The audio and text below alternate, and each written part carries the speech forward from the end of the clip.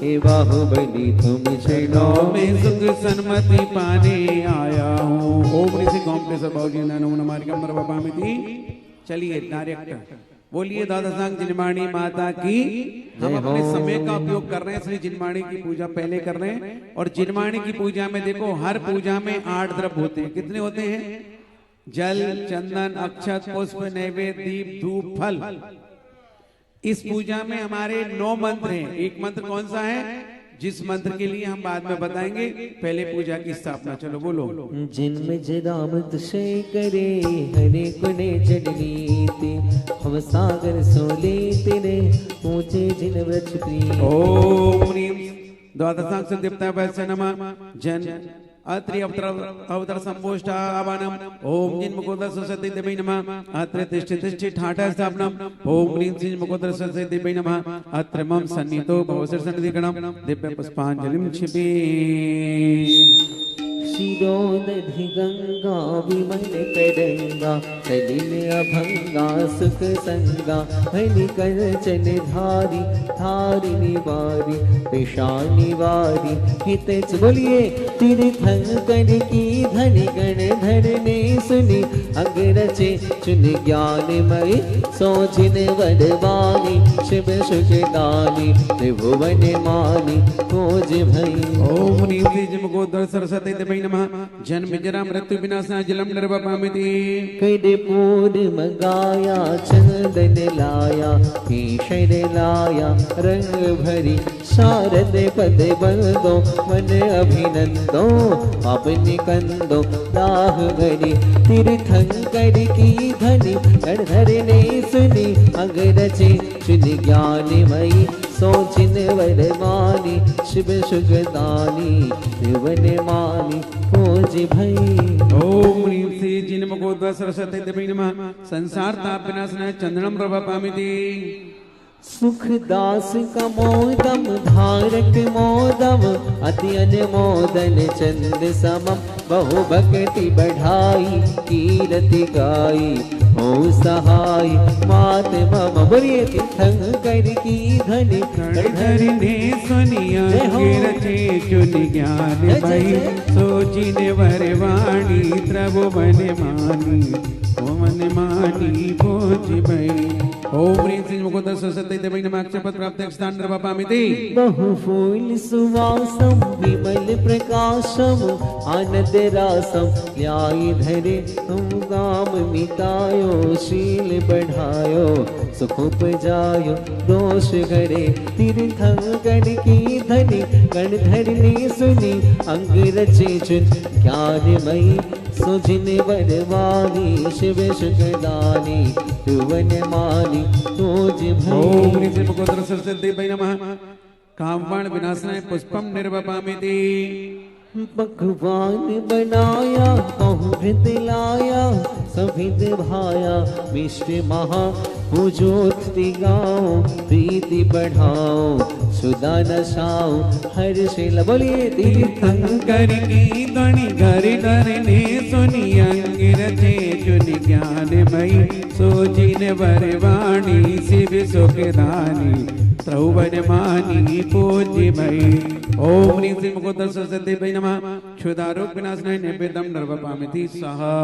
खद दीपक ज्योतम तमहि उद्योतम दीपक ज्योतम तमक्षय होतम ज्योत्योद्योतम तुमहि चढ़े तुम हो प्रकाशक धर्म विनाशक हम घट भाषक ज्ञान बढ़े तीर्थंकर की ध्वनि गण धरने सुनी अंग रचे चुन ज्ञानमयी सोचिन वरवाणी शिव सुखदानी त्रिभुवन मानी पूज्य भई। ओम ह्रीं श्री मुकोदर सरस्वती देवी नमः महामोदकर वैष्णव दीपम निर्वपामिति। शुभ गंधि नशो कर पावक में धर धूप मनोहर हेवत है धूप जलावे पुण्य कमावे दास कहावे सेवत है तीर्थंकर की धनि गण धरने सुनि अंग रचे चुनि ज्ञानमयी सोचिन वरवाणी शिव सुखदानी त्रिभुवन मानी पूज्य भई। ओम ह्रीं श्री मुकोदर नमोदर सरस्वती देवी नमः पद प्राप्त अर्घ्यम अष्टकम दहना धूपम निर्वपामिति फल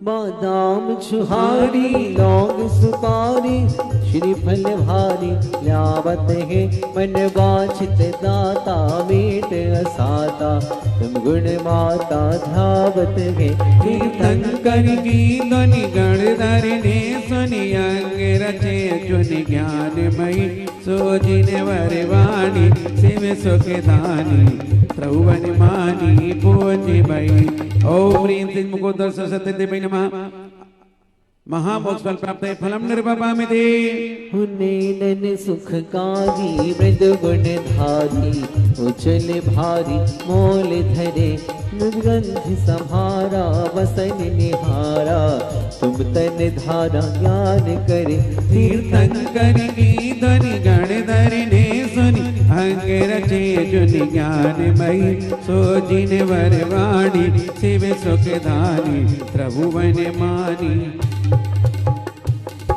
अब ये कौन सा मंत्र बताओ? वस्त्र का। वस्त्र समर्पण में आपको क्या करना है? कल महाराज जी ने बहुत अच्छी बात कही थी कि हमें ज्ञान दान में दान देना है, क्योंकि पलासना तो इतने सारे चाहिए नहीं मंदिर में कि जिनवाणी पर अपन पलासना इकट्ठे करें।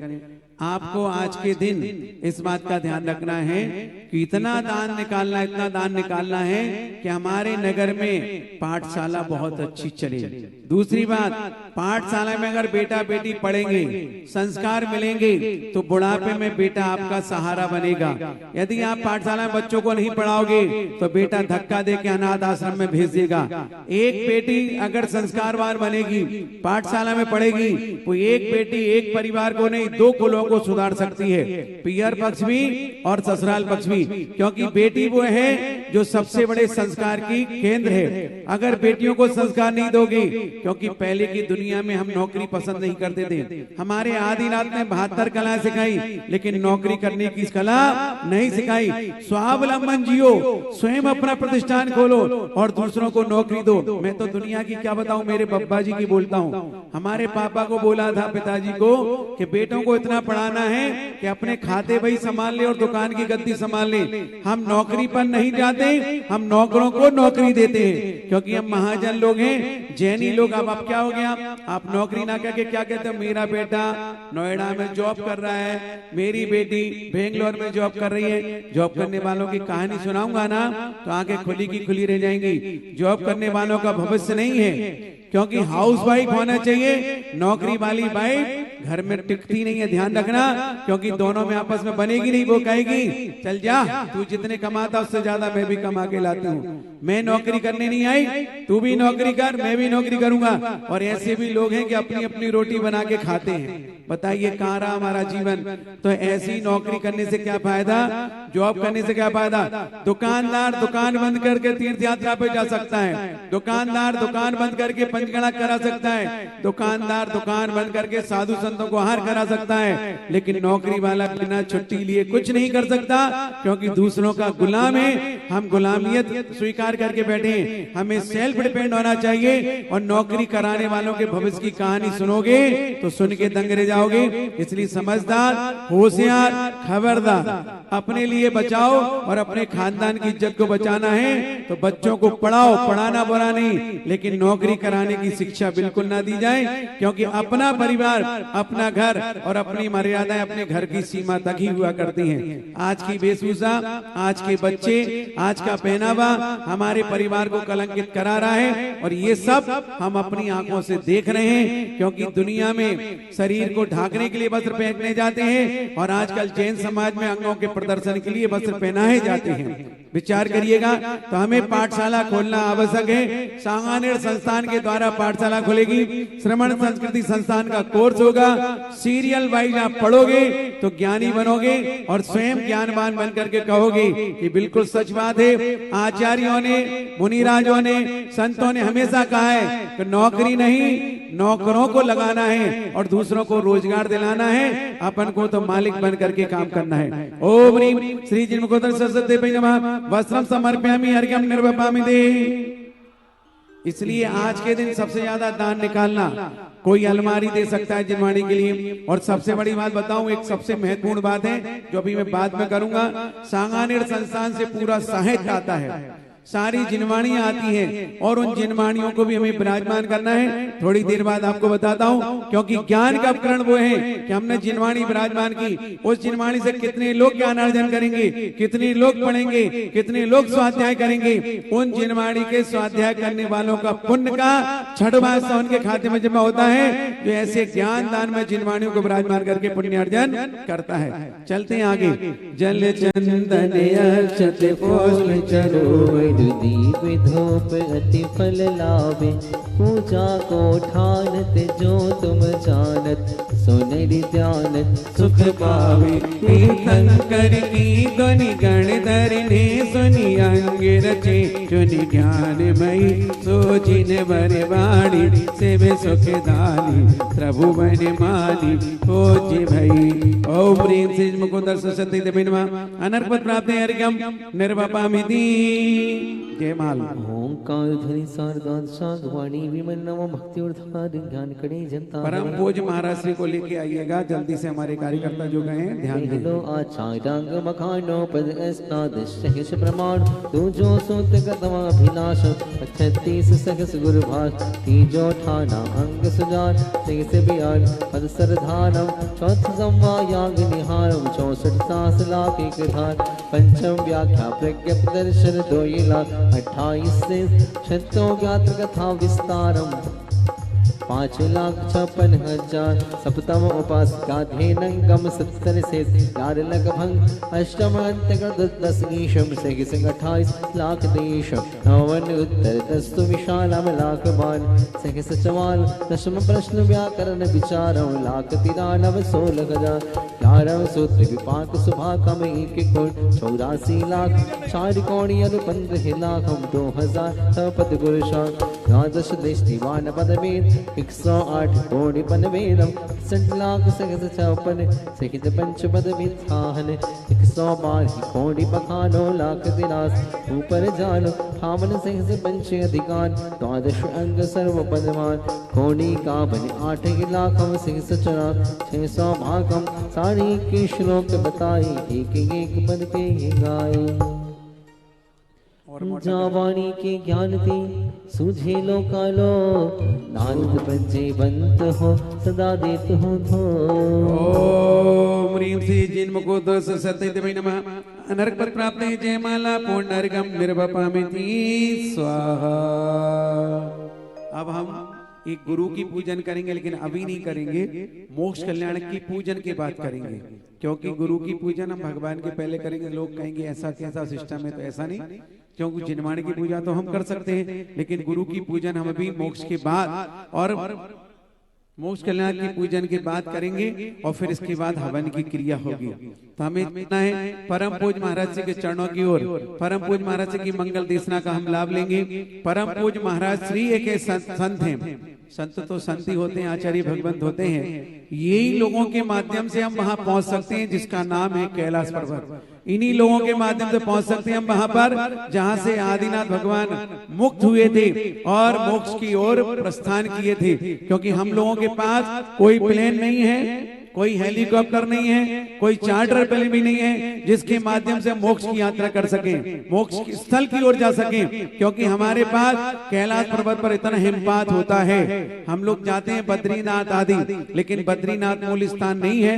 मूल स्थान तो और भी उससे आगे है। बद्रीनाथ में तो मूल नायक जो बैठे हैं वो आदिनाथ ही भगवान है।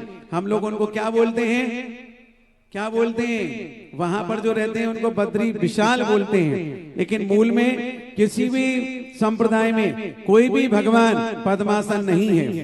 वैष्णव दर्शन में भी जाओगे तो पद्मासन प्रतिमा मिलती है, तो ओनली जैन मूर्तियों के अंदर मिलती है। ऐसे मूल नायक हमारे आदिनाथ भगवान विराजमान है।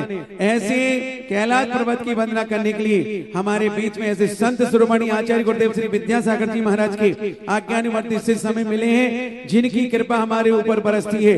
और बिल्कुल आज ऐसा ही मौसम लग रहा है जैसे साक्षात हम कैलाश की वंदना करने निकले हैं। मैं पूज्य महाराज जी के चरणों में आप सबकी ओर से, अपनी ओर से बारंबार नम्र नमस्कार करते हुए प्रार्थना करता हूँ कि महाराज जी हमारे पास इतनी सामर्थ्य नहीं है, इतनी हम सक्षम नहीं है कि हम साक्षात कैलाश की वंदना कर सकें। एकमात्र हमारे पास अगर कोई माध्यम है तो वो आपके चरण है और आपका ही सानिध्य है, जिसके माध्यम से हम साक्षात कैलाश की वंदना कर सकेंगे।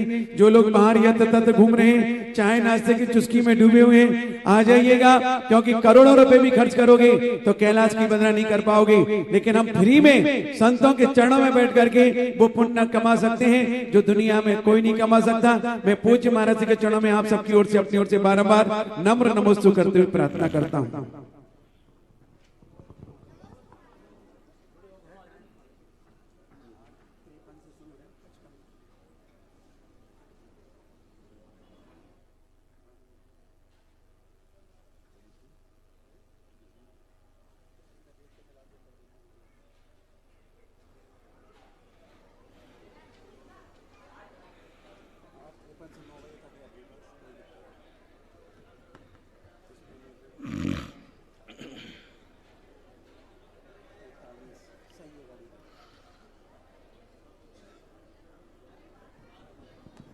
आप लोग अब गैस का विकल्प छोड़ दो, बैठ जाओ।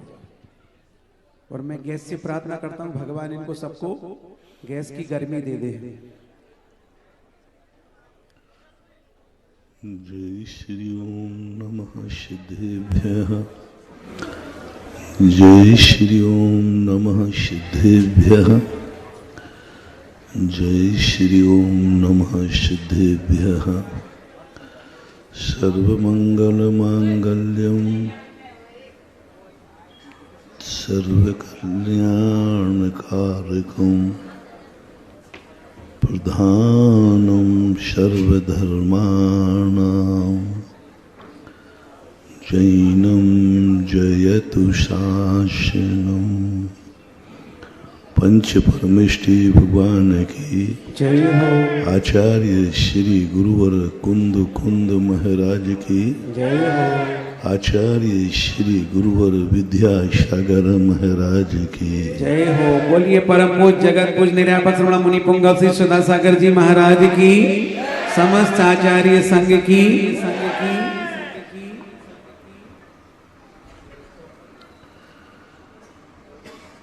जीवन को जब कोई लक्ष्य बना लेता है कि हम जिस रास्ते पर चल रहे हैं वह रास्ता किसी मंजिल पर ख़त्म करूँगा, जब तक मंजिल नहीं मिलेगी हम चलते रहेंगे। सुख की एक झलक व्यक्ति को संपूर्णता का संकल्प करा देती है। ज्ञानी व्यक्ति को व्यक्ति सुख में, थोड़े से सुख में इतना मस्त हो जाता है कि वो उसे ही अंतिम सुख मान लेता है। और ज्ञानी व्यक्ति थोड़ी सुख की झलक आते ही वो उसको छोड़कर आगे बढ़ जाता है। वो ये जानता है कि यदि हम इस छोटे के सुख को भोगने में अटक गए तो हमें संपूर्ण सुख मिलने वाला नहीं है। और संपूर्ण सुख यदि हम प्राप्त नहीं कर पाए तो पुनः हम दुख की तरफ चले जाएंगे। दीक्षा लेता है कोई मुमुक्षु, सारे सुखों को छोड़ के लेता है, दुखों को छोड़ के नहीं। दुखी होकर दीक्षा नहीं ली जाती, दुखों से घबराकर दीक्षा नहीं ली जाती। अशुभ कर्म के उदय में दीक्षा नहीं ली जाती, सुख से घबरा करके, सब तरफ का सुख हो और उस सुख को छोड़ने का भाव आवे, तब वह व्यक्ति मुमुक्षु कहलाता है, मुनि कहलाता है। दुख को छोड़ करके तो दुख से तो सब भागते हैं, मिथ्या दृष्टि भी भागता है, दुख कौन चाहता है, लेकिन सुख से भागो। जो सुख तुमने समझ रखा है पंच इंद्रियों के विषयों का, खान पान का, सर्दी गर्मी का, ये सुख को छोड़ने का भाव भी आए तो समझ लेना तुम्हारा कुछ भला होने वाला है। भाव भी आए, मान लीजिए तुम भोजन करने बैठे हो, बहुत रुचिकर भोजन है, बहुत अच्छा भोजन है, और तुम्हारे मन में इतना भाव आ जाए, यह भोजन मेरा कब छूटेगा। बहुत छोटा सा टिप्स दे रहा हूं, मनानुकूल भोजन है, बेस्वाद भोजन नहीं।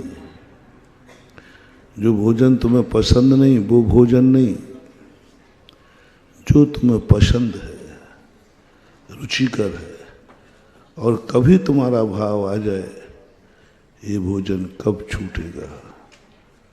लो, ज़्यादा तो नहीं, लेकिन आज चतुर्दशी है, अष्टमी है, आज मैं रुचिकर भोजन छोड़ता हूं। कौन सा भोजन? रुचिकर भोजन छोड़ता हूं। बस समझ लेना कि तुम आसन्न भव्य हो, समझ लेना तुम्हारे अंदर वो योग्यता जाग रही है कि तुम एक दिन संपूर्ण सुख को प्राप्त कर लोगे, क्योंकि रुचिकर भोजन छोड़ा है तुमने। इसी प्रकार से जिन जिन चीजों से तुम्हें रुचि हो, तुम्हारे धन से तुम्हें रुचि है, बहुत प्रेम है, तुम धन कमाते हो, कभी तुम्हारे मन में ये भाव आ जाए, हे भगवान, ये धन दौलत से रहित मेरी दशा कब होगी। गरीबी से नहीं, अमीरी से भागने का भाव आ जाए। गरीबी से भागने का नहीं, किससे भागने का? अमीरी से भागने का भाव आ जाए, अमीरी से ऊब जाओ, ये अमीरी कब छूटेगी। समझ लेना तुम आसन्न भव्य हो, आसन्न भव्य। सब तरफ से तुम्हारे विषय भोग भरे पड़े हैं, और उसमें तुम्हें आकुलता आ जाए, ये कब छूटेंगे। कमी नहीं है वो नहीं, अभाव में नहीं, सब प्रकार के पांचों इंद्रियों के विषय तुम्हारे चारों तरफ भरे पड़े हैं, और उसके बीच में तुम्हें आ जाए आकुलता, ये सब विष मिले पकवान के समान हैं, ये कब छूटेंगे।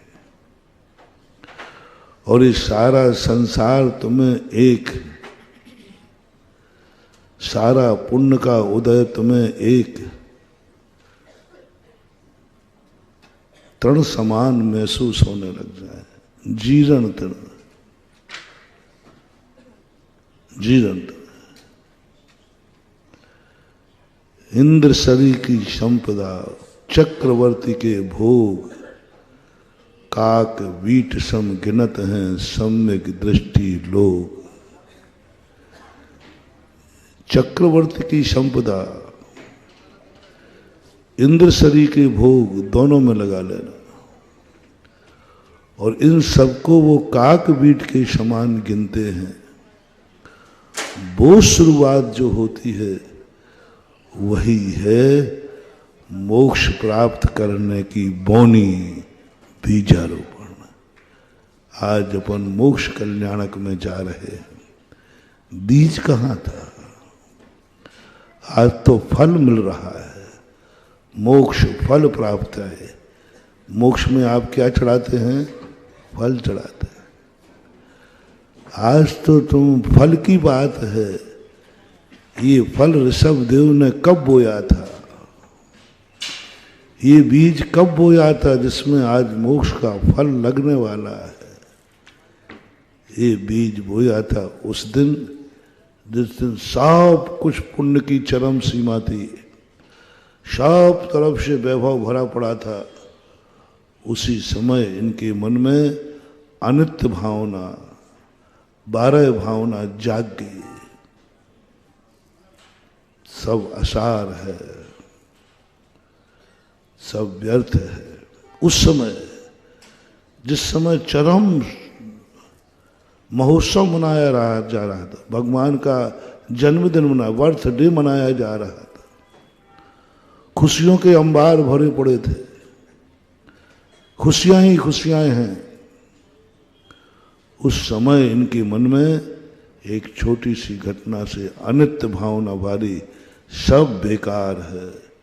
जब भी अपने मन में ऐसे पुण्य के फल को भोगते समय परिणाम जाग जाए, ये कब छूटेगा। बस वहां से शुरुआत होते होते भगवान उस सब को छोड़ दिया। मैंने कहा था ना, थोड़ा सा सुख नजर आए तो वहां अटको मत, छोड़ के आगे बढ़ो, और आगे बढ़ो, और आगे बढ़ो। अंत में जो सुख मिले छोड़ते जाओ, छोड़ते जाओ। एक दिन तुम्हारी यदि गति अच्छी रही, तुम छोड़ते गए, तो एक दिन परमानंद सुख को प्राप्त कर लोगे। कल हमने सर्वज्ञ शक्ति की बात की थी, सर्वज्ञ शक्ति की बात की थी। आज भगवान सर्वज्ञ शक्ति से ऊपर उठ करके चैतन्य शक्ति में जा रहे हैं। चैतन्य शक्ति, चेतन शक्ति नहीं। चेतन तो ज्ञान दर्शन तो हमेशा थे, चैतन्य शक्ति। चैतन्य शक्ति वो कहलाती है जो परम निरपेक्ष स्वतः ही प्रकट होते हैं। सर्वज्ञता तो पर पदार्थों की ज्ञेय की अपेक्षा थी कि उनके ज्ञान में वो झलक आए सारे पदार्थ। चैतन्य शक्ति वो कहलाती है जो स्वयं अपने आत्मा में से प्रकट होती है, संपूर्ण आवरण रहित हो जाते हैं, और वह आत्मा की वह अव्याबाद शक्ति प्रकट होती है जिसको कोई बाधा नहीं पहुंचाता। ऐसी शक्ति को पाने के लिए भगवान ऋषभ देव सारा वैभव समूषण छोड़ दिया। 14 दिन पहले समूषण छोड़ दिया। समूषण भी अच्छा नहीं लगा, समूषण से उब गए। इनकी आत्मा ने कहा, छोड़ो इस समूषण को, दूसरे का कल्याण करते करते जिनका कल्याण होना है वे क्षण मात्र में कर लेंगे, और जिनका कल्याण नहीं होना है पूरी जिंदगी भर रखो, उनका कुछ होने वाला नहीं है। कहाँ तक करें, कितना उपदेश दें। बस आज उनकी आत्मा ने कहा, तीर्थंकर प्रकृति की अनुभाग शक्ति कमजोर पड़ गई, और कहा कि उठो यहां से, कब तक इनके पीछे पड़े रहोगे, कब तक जगत को सुधारने में लगे रहोगे, स्वयं सुधरो। और जाकर ऋषभ देव कैलाश पर्वत के ऊपर 5000 धनुष प्रमाण काया में जाकर के पद्मासन से विराजमान हुए। कहीं खड़गासन की बात आती है, लेकिन 2 तीर्थंकर खड़गासन से, 3 और बाकी पद्मासन से मोक्ष गए। ऋषभ देव का भी पद्मासन का उल्लेख मिलता है। उसी पद्मासन अवस्था में कैलाश पर्वत के ऊपर जहाँ बर्फीला स्थान है, वहाँ पर वो ध्यान में मग्न हो गए, और ऐसे ध्यान में मग्न हुए, ऐसे ध्यान में मग्न हुए, 4 आघातिया और शरीर भी जल करके भस्म होकर और वहीं से मोक्ष को प्राप्त हो जाते हैं। ओम नमः सिद्धेभ्यः, ओम नमः सिद्धेभ्यः, ओम नमः सिद्धेभ्यः। सिद्ध भगवान को नमस्कार करो। ओम नमः सिद्धेभ्यः, ओम नमः सिद्धेभ्यः, ओम नमः सिद्धेभ्यः, ओम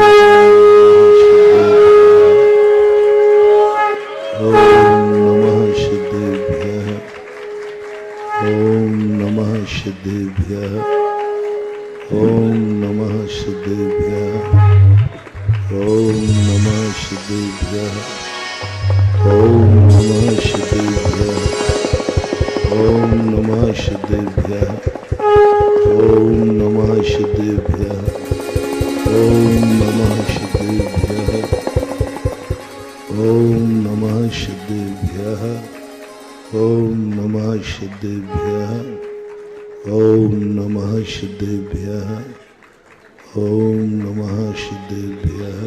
बोलिए भगवान के मोक्ष कल्याणक महामहोत्सव की, भगवान के मोक्ष कल्याणक महामहोत्सव की, भगवान के मोक्ष कल्याणक महामहोत्सव की।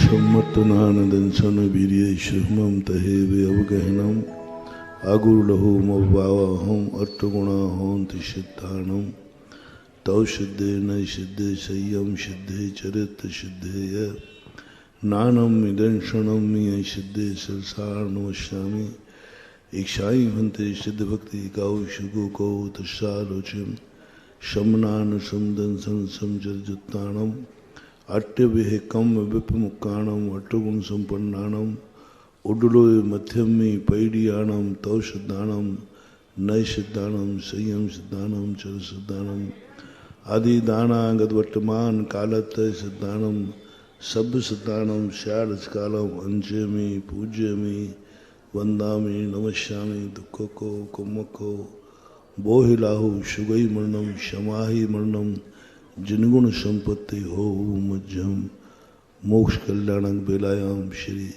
सिद्ध भक्ति का शिकम करो।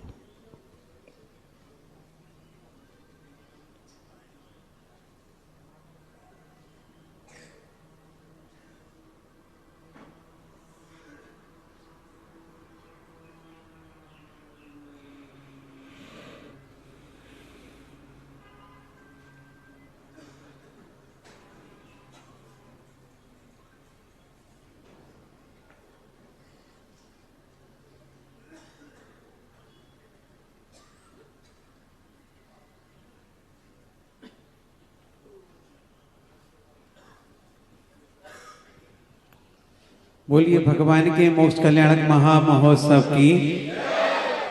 सही बताना किस किस ने मोक्ष गमन को देखा। देखो बाहर देखो कैसा लग रहा है। ऐसा लग रहा है जैसे साक्षात कैलाश पर्वत से बर्फ उतर के करौली में आ गई हो, क्योंकि करौली और कैलाश दोनों की राशि एक ही है कि नहीं है। इसलिए साक्षात नजारा नजर आया है। और इन संतों को देखो इतनी तपस्या कर रहे हैं कि तुम लोगों को संबल देने कितनी भीषण सर्दी में चल के आए, पैर भी ठंडे, क्योंकि अपन लोग तो जूते मोजे पहन के घूम रहे हैं, उनके तो पैर में भी कुछ नहीं है। ऐसे ही मोक्ष कल्याणक पर फिर भी कितने से लोग जग के आए, अभी भी कई लोग सो रहे होंगे घरों पर। वारे वाह मेरी आत्मा। आइएगा अब हम चलते हैं। ऐसे कैलाश पर्वत से जब प्रभु मोक्ष को गमन करते हैं, उनका शरीर कपूर की भांति विलीन हो जाता है। और क्या बचता है? अवशेष। बैठ जाओ। अब वो गैस सिलेंडर ऊंचा है तो क्या करूंगा। ऐसे अवशेष बचने वाले क्या है? नख और केस। ऐसे नग केसों का विसर्जन करते आते हैं मात्र 4 अग्नि कुमार देव। मैं पूज्य महाराज से के निवेदन करूंगा, क्योंकि अभी पूरी दुनिया के लोग महाराज जी का प्रवचन सुनने के लिए बैठे हैं और प्रवचन का समय है। हम अग्नि कुमार देव लेट कर सकते हैं, लेकिन पूज्य महाराज से की मंगल देशना पूरे विश्व के लोग जो आतुर हैं, ऐसे मोक्ष कला के अवसर पर हम महाराज जी की मंगल देशना का लाभ हम भी अर्जित करें और सारी दुनिया अर्जित करे। ऐसी बात के साथ ना मोस्तों के साथ निवेदन करता हूं।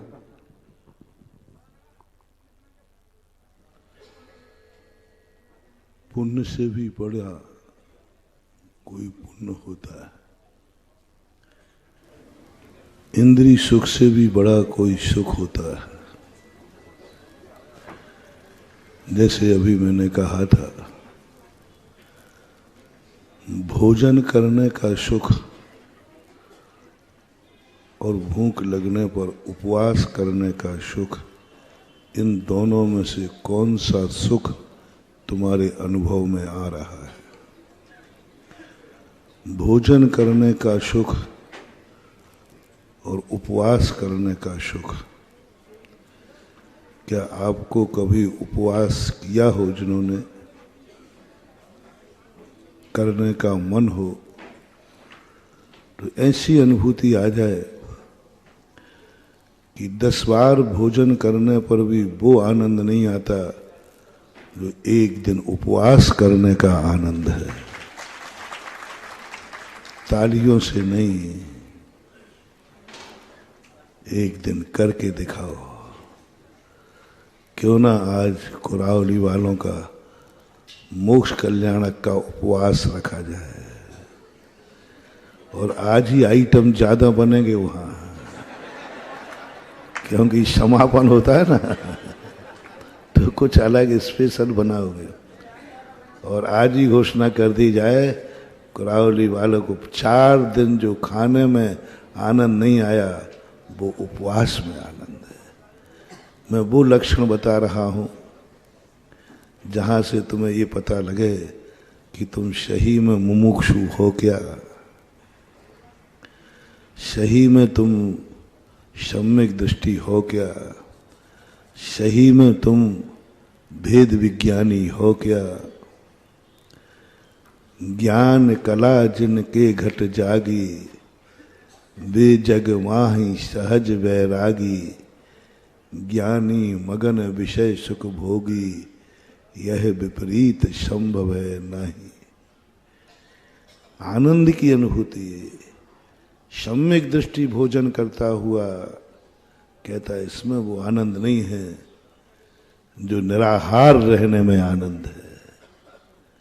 कम से कम क्रिया में न ला पाओ तो श्रद्धा में लाओ। क्रिया में न ला पाओ, शरीर कमजोर है, तो श्रद्धा में लाओ। आनंद तो उपवास में है। आनंद भोजन करने में आनंद नहीं, ये तो बीमारी की दवाई है। ओहो, भोजन जब दवाई महसूस हो जाए, भोजन जब दवाई महसूस हो जाए, दवाई खाते समय कितने गुण होते हैं।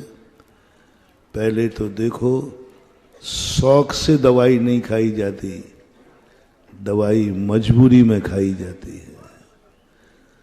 तुम भोजन शौक से करते हो या मजबूरी में? झूठ मत बोलना। 90% भोजन शौक का होता है, मजबूरी में तो मात्र पेट भरना है, क्षुधा रोग निवारण करना है, तो बस दाल रोटी खाओ, प्रभु के गुण। ऊपर से जितने आइटम बने हैं, ये सब तुम्हारा शौक है। भूख मिटाने वाला आइटम यदि तुम संतुष्ट हो, हमें कुछ नहीं चाहिए, क्षुधा रोग मिटना चाहिए, क्षुधा रोग का शांत होना चाहिए। ले तप बड़ा वन हेतु, नहीं तन पोष दे तज रसन को। तो सम्यक दृष्टि जीव उतने ही ग्रहण करता है जितने से उसकी क्षुधा रोग की वेदना मिट जाए। शौक का भोजन नहीं होता उसको। बोलो आपके और खास तौर से जैनियों के भूख मिटाने वाला भोजन ज्यादा होता है कि रसना इंद्री का चटोनिया ज्यादा होता है? जैनियों की पूछ रहा हूं। हाँ, खाएगा तो जैनी बहुत कम खाता है, लेकिन आइटम बहुत होते हैं। एक मजदूर ज्यादा खाता है, आइटम कोई आइटम ही नहीं होते। एक रोटी होती है, प्याज की गठिया रख ली, आम रख लिया, हो गया। अरे जैनी का तो जब तक थाली पूरी सजी हुई नहीं हो, यह है शौक का भोजन। तुम्हारे अनुभव में आ जाए ये शौक का भोजन व्यर्थ है, यही छोड़ना है। इसी को भोजन करना इंद्रियाभिलाषी नहीं है। शौक से भोजन करना ये इंद्रिय विषय भोगी संभव है नहीं। पंडित जी साहब बनारसी दास जी कहते हैं कि जिसके अंदर ज्ञान कला जाग गई, वह शौक के भोजन में आनंद मनाएगा ही नहीं, बनाएगा नहीं, खाएगा नहीं। औषधि शौक से नहीं खाई जाती। लोग कैसे पहुंचे भगवान मोक्ष में? कहाँ हुआ था उनकी बौनी बीजारोपण? भोजन की थाली से शुरू होता है मोक्ष की बौनी। भोजन की थाली से शुरू होता है मोक्ष।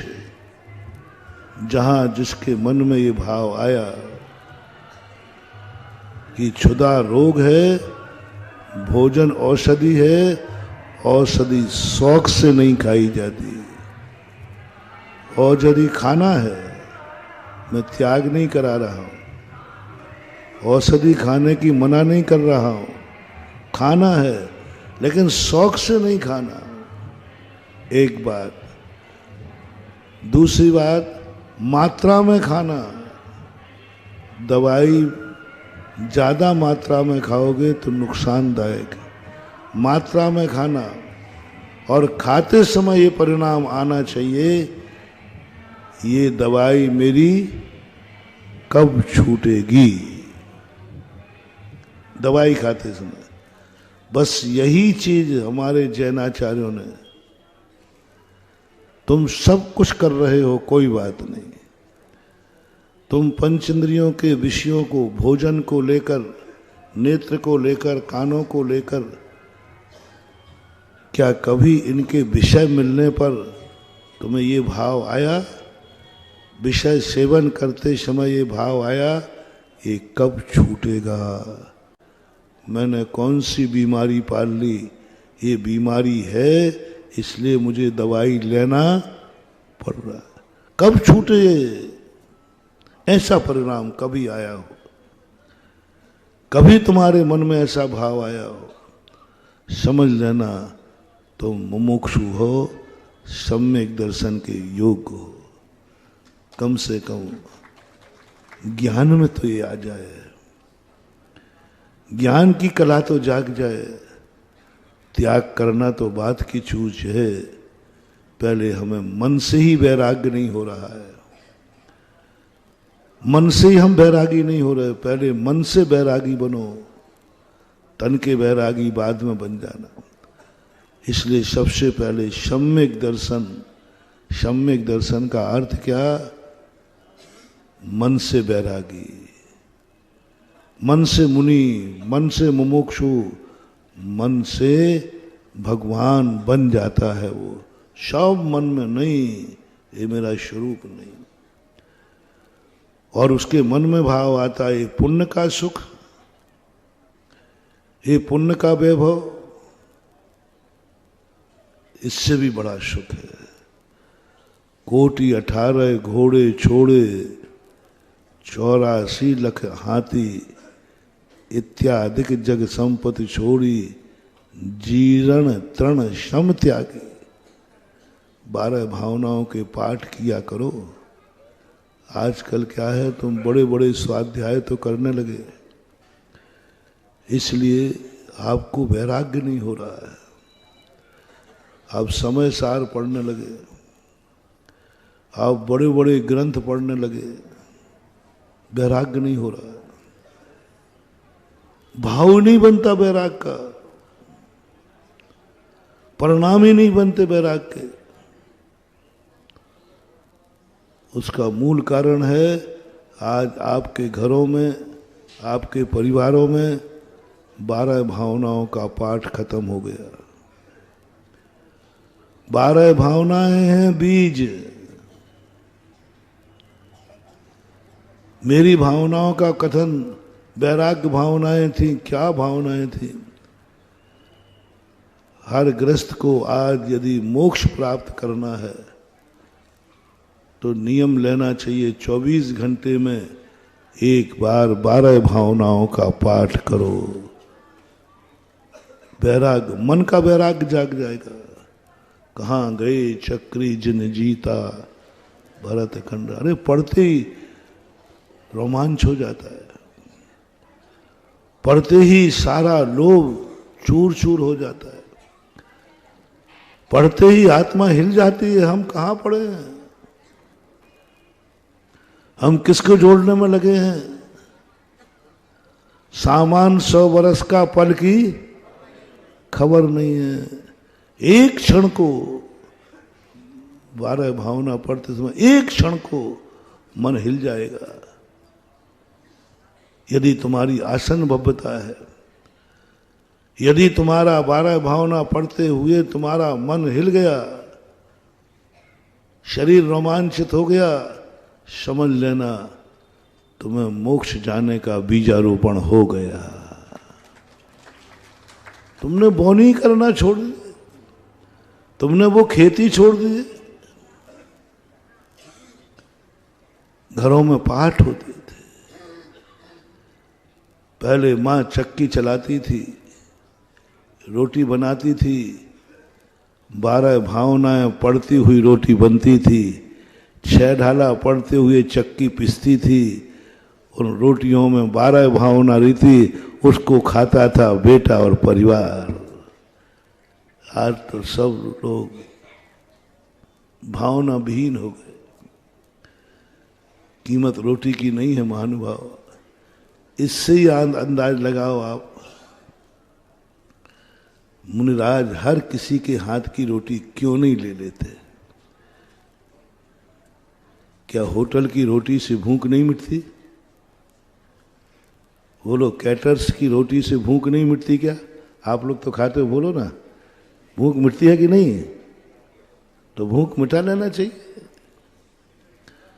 क्यों इतना श्रावक के ही हाथ का लेंगे? शुद्ध श्रावक के हाथ का लेंगे, शुद्ध लेंगे। क्यों? शुद्धि से भूख का क्या संबंध है? भोजन से तो भूख का संबंध है, लेकिन शुद्धि से? शुद्धि का भूख से संबंध नहीं है, शुद्धि का मोक्ष से संबंध है। किसके हाथ की रोटी, किसके हाथ की? उस वैराग्य भावना पढ़ते हुए सोने के पहले कोई ना कोई भावना पढ़ करके सोया करो। यदि रात में मर भी जाओगे तो तुम्हारी गति वह होगी जो मन से बैरागी की होती है। लेकिन तुम तो टीवी देखते हुए सोते हो, टीवी देखते देखते लुढ़क जाते हो। और हम कहते हैं जो मुमुक्षु होगा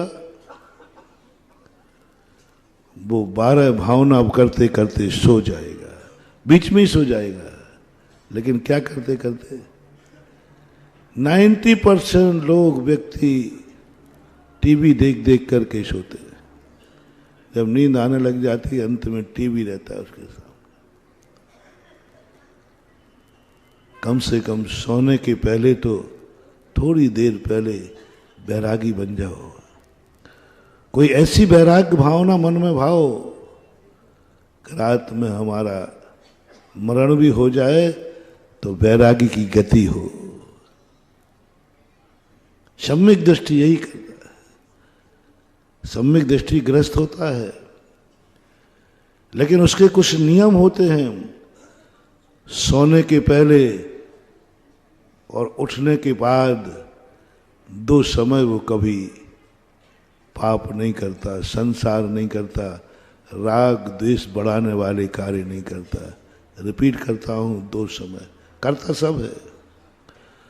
सोने के पहले वह अपने आप में 12 भावना पढ़ के सोएगा, नमोकार मंत्र की माला पढ़ के सोएगा, जप के सोएगा, स्वाध्याय करके सोएगा, 5 मिनट चिंतन करके सोएगा। भरत चक्रवर्ती भरतेश वैभव। सोने के 48 मिनट पहले भरत चक्रवर्ती सब तरफ से बैरागी हो जाता था। सोने के पहले ध्यान में बैठ जाता था 48 मिनट पहले,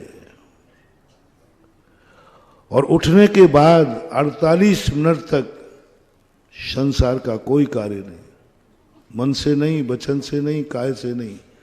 ब्रह्म मुहूर्त में उठ करके आत्मचिंतन, परमात्म चिंतन, वैराग्य भावनाएं 48 मिनट तक पढ़ता था। मात यदि ये 2 मुहूर्त तुमने सुधार लिए, जाओ बीच की जिंदगी की जो इकोनॉमिक्स की कॉपी है उसको कोई नहीं जांचता। पहला पन्ना सही है, आखिरी पन्ना सही है, ये 2 पन्ने तो सही कर लो। आर्ट के पेपर होते ना, साइंस में कम कॉपी लगती है, नंबर ज्यादा मिलते हैं, और आर्ट में कॉपी इतनी लगती सप्लीमेंट्री। जांचने वाला भी मैंने पता कर लिया, मैंने कि भाई ये जो आर्ट की कॉपी लिखी जाती है इकोनॉमिक्स आदि की, इसको तुम कितना जानते हो? बोले महाराज ये जांच के का पागल होना है। आर्ट का टीचर जांचते समय पहला पन्ना पढ़ता है, आखिरी पन्ना पढ़ता है, और कह देता है बीच में उसने क्या लिखा है। बीच में लिखा होगी उसने लैला मजनू की कहानी, प्रारंभ में सही है, अंत में सही है, नंबर देता। आर्ट की काफी ईमानदारी से जांची नहीं जाती, साइंस की काफी ईमानदारी से जांचना पड़ती है, आर्ट की नहीं। आर्ट की तो पहला पन्ना, और आप हम लोग साइंस की कॉपी है, तुम लोग आर्ट की कॉपी हो। हम लोगों का एक एक क्षण नापा जाता है, एक एक क्षण जांचा जाता है, एक एक क्षण 24 घंटे के हमारा प्रति क्षण जांचा जाता है। एक भी लाइन नहीं छोड़ सकते, 1 मिनट को भी नहीं छोड़ सकते, क्योंकि हमारी साइंस की कॉपी है, प्रैक्टिकल है, भावों से नहीं है, क्रिया में है, श्रद्धा में नहीं है, आचरण में है। जैसी श्रद्धा थी वैसी आचरण है, जैसा जाना था वैसा मान रहा है, पाल रहा है। तो हम लोग तो शायद, आप लोग आर्ट की कॉपी हो, कम से कम आर्ट की कॉपी में तो मैं बहुत सावधान कर रहा हूं। देखो कितनी अच्छी कला सिखा रहा हूं। आर्ट की कॉपी का पहला जो प्रश्न है ना, प्रश्न का पहला पन्ना सही लिख देना, अंत का लिख देना, बीच में तुम्हारी मर्जी से लिख देना। बस तुम्हें उठते समय 48 मिनट की कॉपी अच्छी लिखना, सोते समय 48 मिनट की कॉपी लिखना, बाकी तुम्हारी मर्जी पड़े सो लिखना, तुम पास हो जाओगे। पहले उठते ही 48 मिनट की कॉपी, 48 मिनट का मन पवित्र, वचन पवित्र, काया पवित्र, कृत कर सब कुछ पवित्र। उठते ही मेरे 48 मिनट तक हम कोई अपवित्र सोचेंगे नहीं, बोलेंगे नहीं, करेंगे नहीं, सब कुछ पवित्र कर दो, वैराग्य से भर दो। कुछ अच्छे से मन को सोचो, विचार करो, और अंत में जाकर के जब सोने पहुंचो, उस समय 48 मिनट पहले अपने आप को वैराग्य से भर दो। ऐसा चिंतन करो, ऐसे पाठ करो, ऐसी वातावरण बनाओ, ऐसी चर्चा करो जिससे मन विशुद्ध हो जाए। विशुद्ध होते होते मन में निद्रा आ जाए, चलेगा, कोई बात नहीं, 2 पन्ने अच्छे कर लेंगे। ये बीजारोपण है। यदि कभी आपको ऐसी अनुभूति हो रही हो, कितनी अच्छी बातें रखी, मत छोड़ो घर, लेकिन महसूस करो अंदर। तो चर्चा ही खत्म हो गई। आजकल पंडितों ने, तुम्हारे यहाँ जो स्वाध्याय करने वाले आते हैं, समय सार की चर्चा करेंगे, आत्मा परमात्मा की ऊंची ऊंची चर्चा करेंगे। वैराग्य की चर्चाएं खत्म हो गई महानुभावों, वैराग्य की चर्चाएं खत्म हो गई। और पहले के जितने श्रावक थे, घर में रहते थे, घर कारागृह वनिता बेड़ी परिजन हैं, कभी अनुभव में आया? आज ऋषभ देव को वो अनुभव में आया, तब से वे मुमुक्षु कहलाए। क्या आपने नया मकान बनाया? भरत चक्रवर्ती के संबंध में आता है, 84 खंड के मकान का जब नागल हुआ तो वो कहता है, मैं सबसे बड़ा खूंखार अपराधी हूं, इसलिए मुझे बड़ा जेल मिला। कभी तुम्हारे मन में बहुत अच्छा मकान है, झोपड़ी नहीं, वातानुकूल मकान है, तुम्हें टिप्स दे रहा हूं, मोटिवेशन, कि तुम मुमुक्षु हो या नहीं, तुम मोक्ष जाने की शुरुआत तुम्हारी हुई है कि नहीं, सम्यक दृष्टि हो कि नहीं। लोग पूछते हैं कैसे जाने हम सम्यक दृष्टि हैं। लो, मैं टिप्स दे रहा हूं।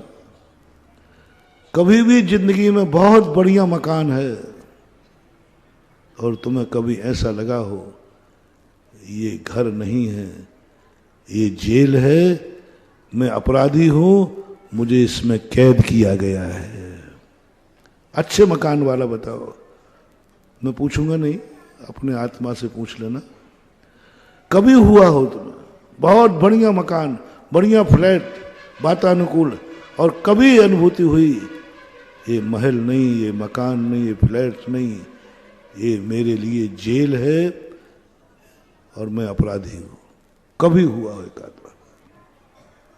एक बार भी हुआ हो? छोड़ना नहीं, अनुभूति करना। और यदि सुबह शाम यदि हो जाए तो नियम से एकाध भाव में ही तुम आज वहां पहुंचोगे जहां आज भगवान पहुंचे हैं। यदि सुबह शाम अनुभूति हो जाए, घर कारागृह है, ये जेल है, मैं खुशी मनाऊं? जेल में जाते समय किसको खुशी होती है? किसको खुशी होती है? जब कोई व्यक्ति अपराध कर देता है तो अपराध के बाद सबसे पहले तो वह भागता है, भागता है, और भाग करके ऐसे स्थान पर छुपता है जहां पर पुलिस संदेह ही नहीं कर पाए कि यहां भी कोई अपराधी आएगा। बहुत अच्छा उदाहरण घटा रहा हूं महानुभाव। अपराधी अपराध करने के बाद कहां छुपेगा? गलत स्थान पे कि सही स्थान पर? सही स्थान पर, जहां पुलिस शक भी ना कर सके कि यहां भी अपराधी। ये तो सब धर्मात्माओं का स्थान है। तो अपराधी वहां भागता है जहां पर कोई पुलिस को से करे, यहां तो महाराज लोग बैठे हैं, यहां तो सब मंदिर है, यहां कौन आएगा? इसी प्रकार सम्यक दृष्टि सुबह उठ करके उसको महसूस होता है मैं अपराधी हूं, सबसे पहले कहां भागूं, कहां भागूं? तो वो मंदिर में आके छुप जाता है, यहां कोई नहीं आएगा, क्योंकि सब कहेंगे यहां पापी आते ही नहीं, यहां तो पुण्यात्मा आते हैं। बाहर से देख करके पुलिस क्या कहेगी? अरे भाई यहां तो पूजा पाठ चल रहा है, कहीं और कहीं देखो।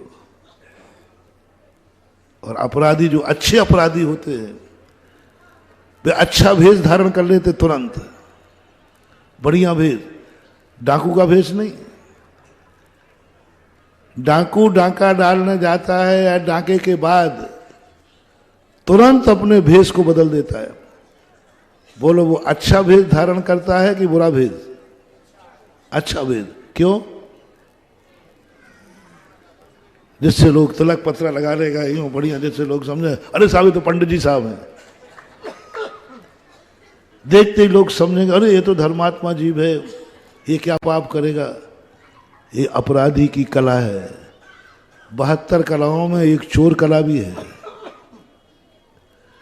72 कलाओं में एक अपराध कला भी है।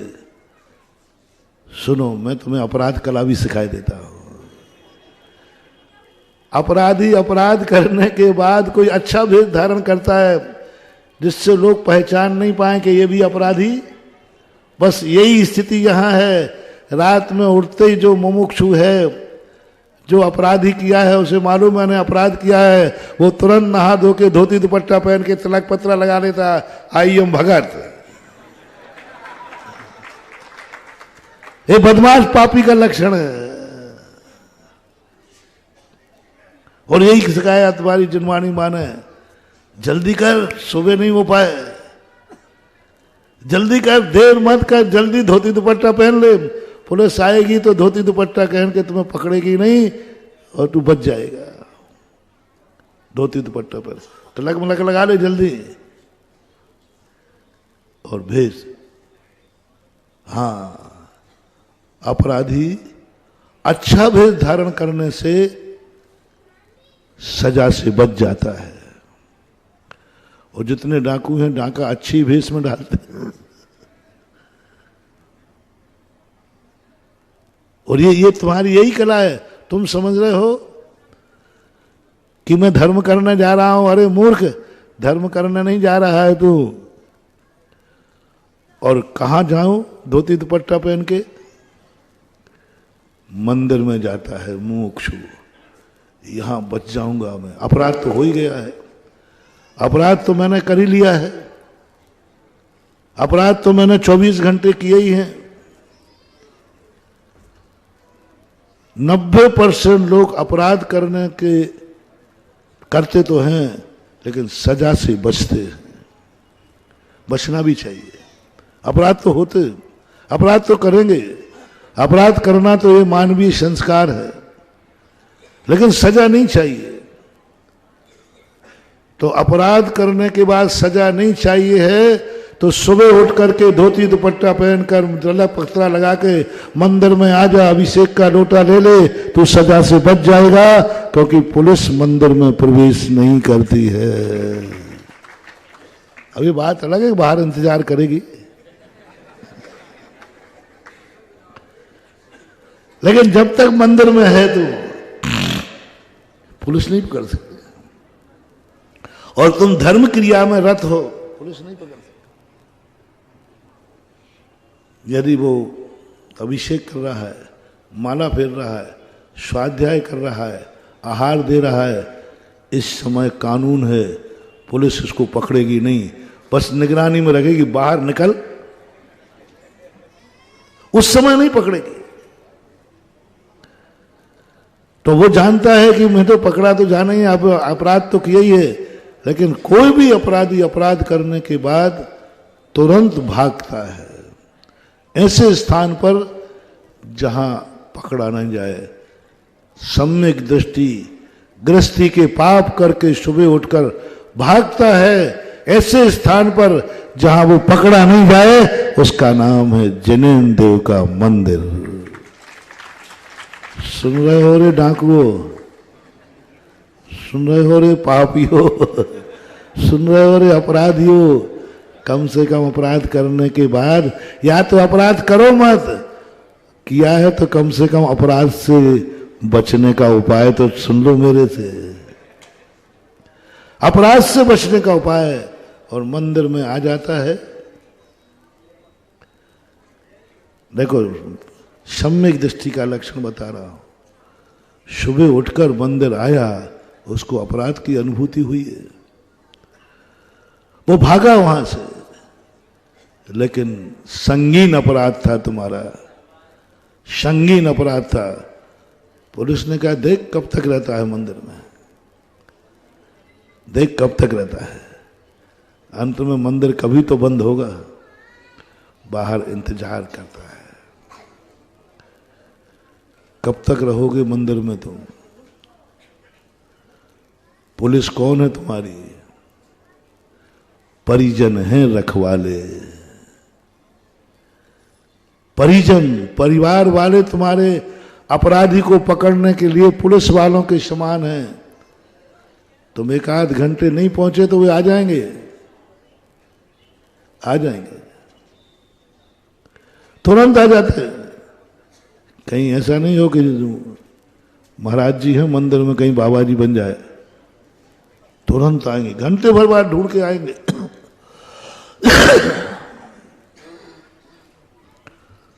और दूसरी बात, अब यदि मान लो तुम पकड़ भी जाओ पुलिस वालों के हाथ से, परिवार वाले ले जाएंगे। तुम कहोगे नहीं मुझे तो बैराग हो गया है, हम तो भगवान के साथ जाने वाले हैं, हम महाराज जी के साथ हम भी विहार करेंगे। घर वाले कहेंगे, घरवाली कहेगी कहाँ जा रहे हो, इधर आ जाओ, चुपचाप इधर आ जाओ, मानव अधिकार का कोर्ट केस करूँगा। जब बाबा जी बनना था तो शादी क्यों की, बाबा जी बनना था तो बच्चे पैदा क्यों किए, ये संसार क्यों बसाया? अब बसा लिया है तो पहले इनको पैर पे खड़े कीजिए, पहले इनकी व्यवस्था कीजिए। नहीं जा सकते, मानव अधिकार का कोर्ट केस हो जाएगा।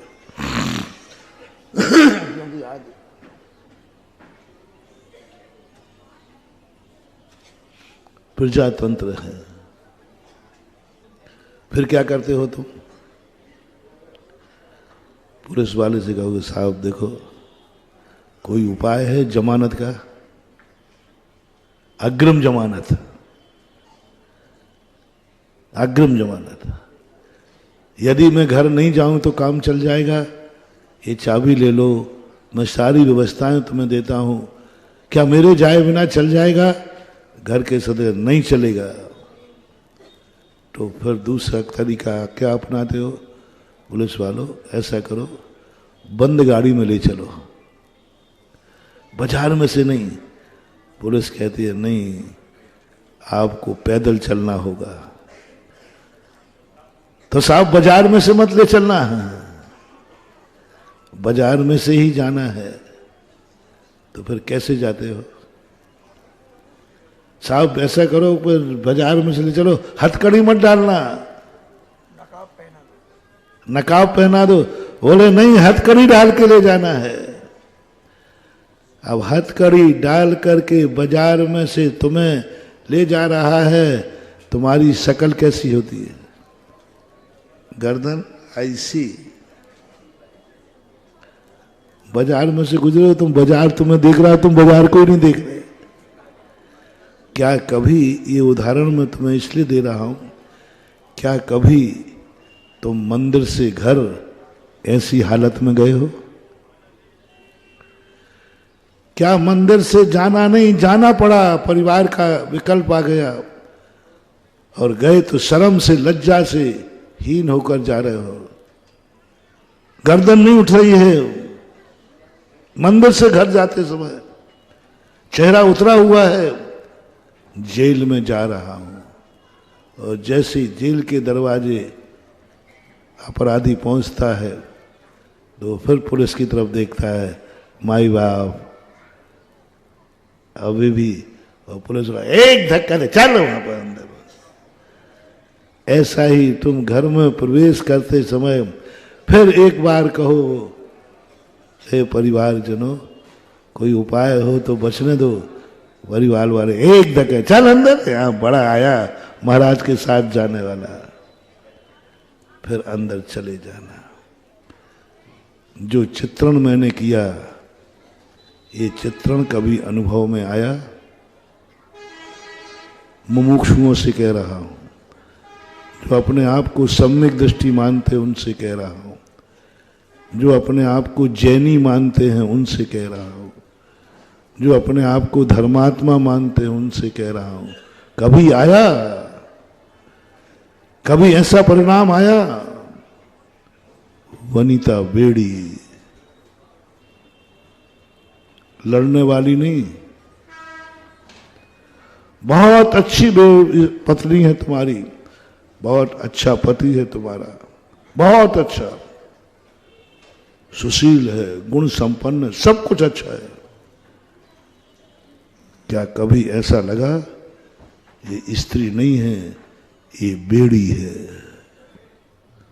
जैसे बेड़ी डली रहती है ना, वे बेड़ियां कैसी लगती हैं अपराधी को, अच्छी के बुरी? इसी प्रकार क्या तुम्हें कभी वनिता बेड़ी कभी नजर आई? कभी दोनों ने बैठ के कहा कि हम एक दूसरे के लिए बेड़ी हैं? क्या तुम शुभ शगुन मान रहे हो? क्या तुम शादी की सालगिरह मना रहे हो? क्या आनंद बना रहे हो? हम दोनों एक दूसरे के लिए बेड़ी हैं, ये अपराधी का सूचक है। ये अपराधी, अपन दोनों इतने बड़े अपराधी हैं कि दोनों एक दूसरे की बेड़ी। फीलिंग करना, कभी तुम दोनों को बैठ करके अच्छे में, लड़ने झगड़ने की बात नहीं करना, दोनों में बड़ा प्यार है, दोनों में सामंजस्य है, फिर भी बहुत अच्छे भाव से कभी आया, अपन दोनों एक दूसरे के लिए बेड़ी बन गए हैं। शादी की सालगिरह खुशी की बात नहीं है, ये तो बेड़ी डलने का दिन था। क्या कर रहा है वे मूर्ख? जिस दिन बेड़ी बनी उसको सालगिरह मनाता है। आज तक मैंने कोई ऐसा अपराधी नहीं देखा जिस दिन उसको बेड़ी पड़ी हो उस दिन को वो उस दिन को जाता हो, खुशी मनाता हो। बोले क्या बात है? अरे भाई आज मुझे बेड़ियां पड़ी थी। है? शादी की सालगिरह मनाना मिथ्या दृष्टि का लक्षण है। आज तक किसी सम्यक दृष्टि ने शादी की सालगिरह नहीं बनाई। तीर्थंकरों की भी शादियां हुई, इन्होंने शादी की सालगिरह नहीं मनाई। आज ये पाश्चात्य सभ्यता में चल रहा है, शादी की सालगिरह मनाने वाला, खुशियां मनाने वाला कभी सम्यक दृष्टि हो ही नहीं सकता, क्योंकि वो बेड़ी के दिन को, जिस दिन तुम दोनों को बेड़ियां डली, उसकी खुशी मनाना मूर्ख है, मूर्ख है। सम्यक दृष्टि दोनों पति पत्नी क्या कहेंगे? आज अपना सबसे बड़ा काला दिन है। ओह, सुन रहे हो ना? जिस दिन तुम्हें सजा घोषित हुई थी, बेड़ी लग रही थी, वो शुभ दिन की अशुभ दिन आप लोग बता देते थे। जिस दिन बेड़ी पड़ रही थी, अशुभ दिन, काला दिन, सम्यक दृष्टि मुमुक्षु शादी के दिन को कहेगा आज का दिन हमारा काला दिवस है। जिस दिन अपन दोनों एक दूसरे की बेड़ी बने थे, एक काले दिवस को खुशियां मनाओ या आंसू बहाओ? काला दिवस। कौन सा दिवस है काला ग्रस्त को? सुनो महाराज जी, आज तक इतनी खरी खोटी किसी ने नहीं सुनाई। मैं क्या करूं, सब देवगुण को उन्होंने शादी की सालगिरह नहीं मनाई। काला दिवस है। काला दिवस में खुशी मनाई जाती या काले दिवस को दुख से मनाया जाता है? शादी के सालगिरह के दिन दोनों रोना,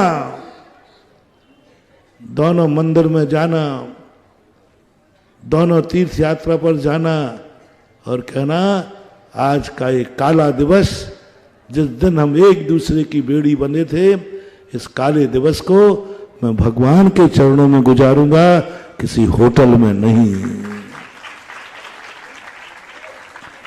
किसी पर्यटक स्थान पर नहीं, किसी मौज मस्ती में नहीं।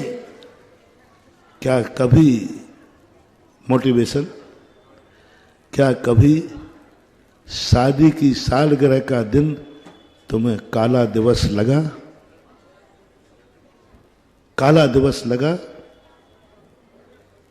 मैं पूछूंगा नहीं, सब लोग अपनी अपनी छाती पे हाथ रख के पूछो, आज मोक्ष कल्याणक है भगवान का। क्या कभी प्रतीति में आया? क्रिया में नहीं कह रहा हूं, मन में। मन में। कभी आया जिंदगी में एक बार दोनों को, आज हमारा काला दिवस है। आज अपन दोनों ने एक बेड़ी पड़ी थी, हम तुम्हारे लिए बेड़ी थे, तुम हमारे लिए बेड़ी थी। आज का काला दिवस कभी यदि तुम्हें आ गया हो शादी की सालगिरह का, समझ लेना तुम मुमुक्षु हो, मोक्ष जाने की बोनी हो गई। छोटा सा टिप्स है, मैं तुम्हें मुनि नहीं बना रहा हूं। बस शादी के सालगिरह को काला दिवस नाम से मनाना शुरू कर दो और तुम मोक्ष की तैयारी शुरू कर दो। शादी के सालगिरह का नाम क्या दिया आज? तुम ही लोग बोलो तो अच्छा रहेगा। थोड़ा कम सुना हमने, और जोर से, उधर से नहीं आई आवाज। काला दिवस, काला दिवस, काला दिवस। सारे संसार के मुमुक्षु सुनो, सारे संसार के जैनी सुनो, सारे संसार के धर्मात्मा सुनो, सारे संसार को सम्यक दर्शन की डीग हाँकने वाले सुनो। काला दिवस मना सकोगे शादी के 7 दिन को, यदि मना सको तो तुम्हारा मोक्ष मार्ग में वेलकम है। आइए, मैं स्वागत करता हूं। काला दिवस मैंने नहीं लिखा है, नहीं तो मेरे पर नाराज हो जाओ। हाँ, ये तुम्हारी पंडित जी ने लिखा है, धन कारागृह वनिता बेड़ी परिजन है रखवाले। ये पंडित जी ने लिखा, तुम्हारे ने, तुम्हारी जाति ने लिखा है। हाँ, तुम्हारी जाति ने लिखा है, मैं तो बांस के सुना रहा हूं। बोलो, ये पंक्तियां लिखी हैं कि नहीं, कि मैंने बनाई हैं? घर का ग्रह वनिता बेड़ी परिजन है रखवाले, ये पंक्तियां पहले से है कि नहीं है? मैंने बांच के सुनाई। अच्छा ये बताओ, ये पंक्तियां सही हैं या गलत है? अपन सुधार देते हैं, कोई बात नहीं। घर ही मोक्ष है, वनिता ही आभूषण है, सुधार देते। अपन तो कवि लोग हैं, अभी 2 मिनट में नई कविता बना देंगे। बोलो, ये पंक्तियां सही हैं या गलत हैं? फिर गलत कौन है? यदि ये पंक्तियां सही हैं तो गलत कौन है? ये पंक्तियां सही हैं तो शादी की सालगिरह मनाता है वो गलत है, आगम वृद्ध है, मिथ्या दृष्टि है, अज्ञानी है, क्योंकि ये पंक्तियां सही हैं। और साहस हो तो इन पंक्तियों को कह दो, महाराज ये पंक्तियां गलत है साहस? नहीं कर सकते। ये साहस तो करना ही, चाहे भली काला दिवस मना पाओ या ना मना पाओ, लेकिन ये साहस मत करना कि ये पंक्तियां गलत है। ये हिम्मत हो, नागल के दिन तुम्हारी अनुभूति आ जाए कि ये मकान नहीं बना है, ये मेरे रहने के लिए जेल बना है। और जेल में रहने वाला व्यक्ति की, कोई गया कभी कोई जेल? मैं गया तो नहीं, लेकिन मैं अनुभव सब रखता हूं, पूछ लेता हूं। आप लोगों में से कहा, कुरावड़ी में कोई नहीं है जेल गया? कभी गया हो 1 आध दिन के लिए? कोई हाथ मत उठाओ, लेकिन मालूम तो है ही सबको, मालूम तो सबको है ही कि जेल में जाने के बाद बोलो उसके अंतर की दशा क्या होती है? वही रहने की होती है कि बाहर निकलने की होती है? बोलो। झांकता है, झांकता है, कब बाहर निकलूं, कब बाहर निकलूं, रोता है, वहां रहने का मन नहीं करता उसका, कब बाहर निकलूं, कब बाहर निकलूं। और इधर उधर देखता है, कौन सी खिड़की कमजोर है, कौन सी खिड़की कमजोर है। बस यही दशा तुम्हारी होना चाहिए मुमुक्षु की। घर में बैठा बैठा वो जेल समझेगा और सोचे कब निकलूं, कब बाहर निकलूं, कब वो दशा आए, घर को छोड़ बन जाऊं, ऐसी दशा कब पाऊं, कब निकलूं। जैसे जेल में अंदर रहने वाला सोचता कब निकलूं, कब निकलूं, और वो तुरंत देखता रहता है कौन सी कमजोर खिड़की है जिससे मैं फरार होकर के और इस संसार से ऊपर उठ जाऊं। एक छोटी सी घटना, फरार हो गए भगवान। अरे नीलांजना मरी थी और वो तो वहां डेड बॉडी भी नहीं थी, एक बहाना था। एक छोटी सी खिड़की कमजोर मिली उनको। घर में नहीं मरा था कोई, घर में नहीं मरा था कोई, पड़ोस में नहीं मरा था कोई, रिश्तेदार नहीं मरा था कोई। कौन मरी थी? एक देवांगना मरी थी, और वो भी मरते हुए छुपा दी, पता ही नहीं चला।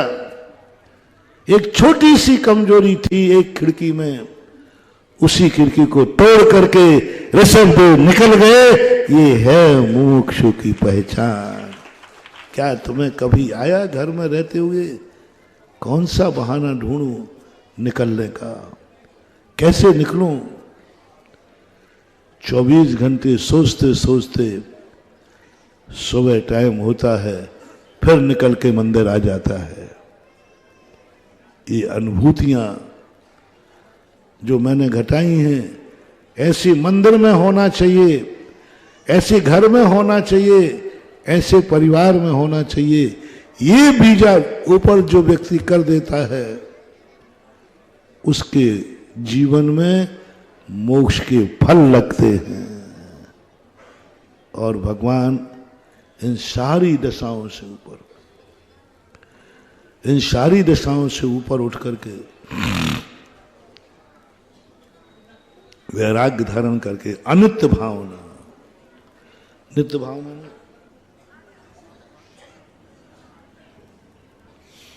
आज तक किसी तीर्थंकर को नित्य भावना ही नहीं होती है। आज तक किसी तीर्थंकर को आत्म की चिंतन करते हुए वैराग्य नहीं हुआ, आज तक नहीं। भगवान का चिंतन करते हुए आज तक किसी को वैराग्य नहीं हुआ। वैराग्य हुआ है तो संसार की असारता, अनित्य भावना, सबसे बड़ी अनित्य भावना।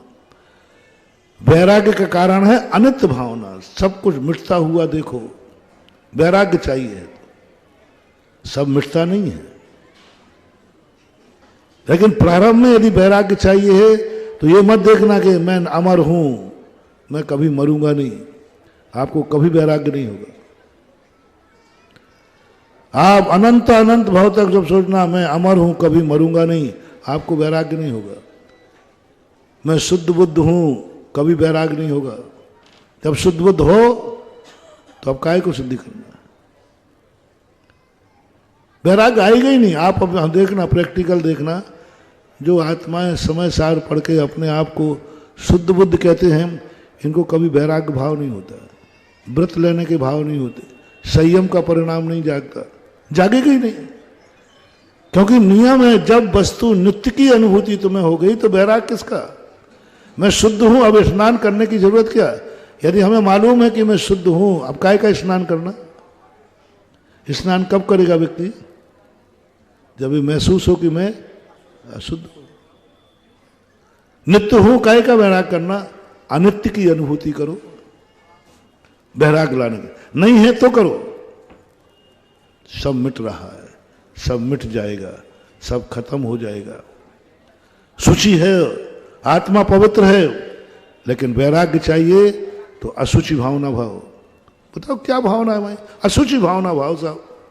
अरे शुचि भावना भावना, पवित्र भावना नहीं। 12 भावना में पवित्र भावना नहीं दी गई है, अशुचि भावना दी गई है। नित्य भावना नहीं दी, वस्तु नित्य है लेकिन अनित्य भावना, अनित्य भाव। भगवान आज अनित्य भावना से, अशुचि भावना से मोक्ष को प्राप्त कर लिया भाग करके। प्रारंभ बीज बोया था किसका? बीज में उन्होंने एकत्व भावना भी भाई, पहले एकत्व भावना नहीं रखी प्रारंभ में, बाद में बीच में जाके एकत्व भावना रखी। पहले तो उन्होंने अन्यत्व भावना, अशुचि भावना, असरण भावना, निषेधात्मक, ये है वैराग्य के कारण। इसलिए उन भावनाओं को घरों में पाठ करना शुरू करो जिनमें अनित्य भावना लिखी हो। बोलो, चक्रवर्ती को किस रूप में प्रस्तुत किया भावना में? कहाँ गए चक्री जिन जीता, ये क्यों नहीं कहा चक्रवर्ती मोक्ष चला गया? आज के स्वाध्याय में यही होते हैं। देखो चक्रवर्ती इतने विषय भोगता हुआ भी मोक्ष चला गया, कभी वैराग्य नहीं होगा आपको। उसी चक्रवर्ती को जो मोक्ष गया है, उसके लिए कौन सी दशा उसकी दुनिया के सामने रखी? प्रारंभ में भगवान भरत चक्रवर्ती मोक्ष गया, अविनाशी हो गया, शाश्वत हो गया। भरत चक्रवर्ती का वो रूप प्रकट नहीं किया। कौन सा रूप प्रकट किया? अनित्य। कहाँ गए चक्री तुम जीता भरत खंड सारा?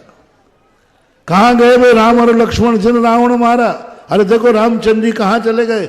मोक्ष चले गए मांगी तुंगी से, शाश्वत अविनाशी भगवान बन गए। वो रूप प्रस्तुत नहीं किया 12 भावना में। मैंने चिंतन किया, मैंने कही ये क्या कर रहे हैं आप लोग? हमारे रामचंद्र जी तो भगवान बन के मोक्ष चले गए, भरत चक्रवर्ती मोक्ष चले गए, आप वो बात क्यों प्रस्तुत नहीं कर रहे हो? 12 भावना कहती है बाबा जी इनको वैराग्य दिलाना है कि नहीं? वैराग्य दिलाने के लिए उनके जीवन में अच्छा क्या हुआ वो नहीं बताना है, वैराग्य दिलाने के लिए बुरा क्या हुआ वो बताना है। ये नीति समझो। महान आत्माओं के जीवन में अच्छा क्या हुआ वो पहले मत बताना, बुरा क्या हुआ वो बताना। कहां गए रावण को मारने वाले? कहां कृष्ण रुक्मणी सतभामा सुमरन की? कहां गए? ये सब क्यों? इन विधि को समझा करो। ये सब अपन को, आपको, सबको, हमें भी वैराग्य बना रहे।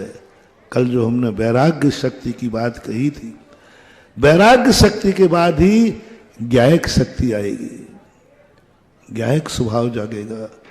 मैं ज्ञाता दृष्टा, मैं ज्ञायक स्वभावी, मैं टंकोत कीर्णे ज्ञायक पिंड स्वरूपी, मैं परम पारणामिक भाव का अधिकारी।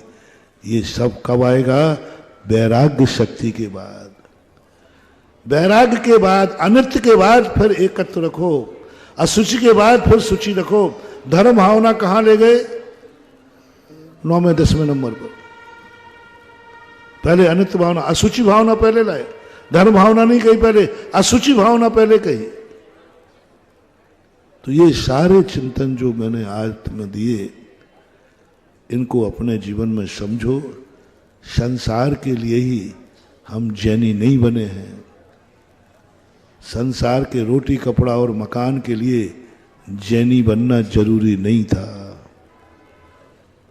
ये तो कुछ भी बनकर कर सकते थे, जैनी बनने की जरूरत ही नहीं थी। चारों संज्ञाएं तो किसी भी पर्याय में कर सकते थे। रोटी कमाने के लिए जैनी होना जरूरी नहीं है, मकान बनाने के लिए जैनी होना जरूरी नहीं है, कपड़े पहनने के लिए जैनी होना जरूरी नहीं है। जैनी किस लिए हुआ जाता है? जो अन्न कुल में जन्म लेकर के नहीं कर सकते हो, वो जैनी करे तब जैन कुल का जन्म है। अब तुम्हें वो सोचना है कौन सा कार्य है जो जैनी कर सकता है, अजय नहीं कर सकता। वो बोलो, वो जिंदगी में करो तो तुम्हारा जैनी पना सफल है। तुम तो वही कर रहे हो जो जैनी बने बिना भी कर सकते थे। अपनी जिंदगी में महानुभाव, यदि अंगला भाव भी तुम्हें चाहिए जैन कुल का, तो एक काम वो जरूर करना जो जैनी बने बिना नहीं कर सकते थे। आज का तुम्हें होमवर्क देता हूं। जिंदगी में वो कार्य करो जो जैनी बन करके ही किया जा सकता है, अन्न बन के नहीं। सब तुलना करना, जो जो तुम करते हो ये तो अजैन भी कर सकता है, ये तो कोई भी कर सकता है, ये तो शूद्र भी कर सकता है। ऐसा कार्य बताओ जो सारी दुनिया के सामने मस्तक उठा के कह सको, जो कार्य मैं कर रहा हूं ये जैनी बने बिना हो ही नहीं सकता, जैनी बनना पड़ेगा। वो कार्य कौन सा है? पर वो कार्य करने का नियम तुम्हें लेना है